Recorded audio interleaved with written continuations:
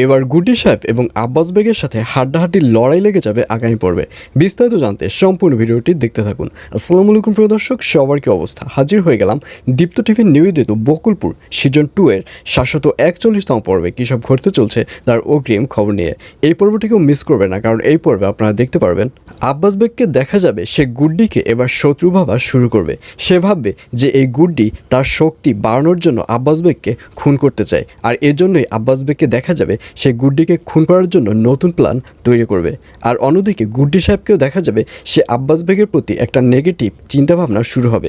গুড্ডি সাহেব মনে মনে ভাবে, এর আগে তো আব্বাস বেগ আমাকে খুন করবার জন্য লোক পাঠিয়েছে, এবার হয়তো আরও অনেক মারাত্মক কিছু করতে পারে। যেভাবেই হোক আব্বাস বেগকে বাঁচিয়ে রাখা যাবে না। এইসব মনে মনে ভাবতে দেখা যাবে গুড্ডিকে। আসলে গুড্ডি এবং আব্বাস বেগের পেছনে রয়েছে দাদাভাই। দাদাভাই এইসব কলকাঠি নাড়াচ্ছে, যাতে করে হয় গুড্ডি আব্বাস বেগকে মেরে ফেলে, নয়তোবা আব্বাস বেগ যেন গুড্ডিকে মেরে ফেলে। অর্থাৎ তারা দুজনের একজন যখন মারা যাবে আর একজন জেলে পচে মরবে। আর এই সুযোগটি কাজে লাগাবে দাদাভাই।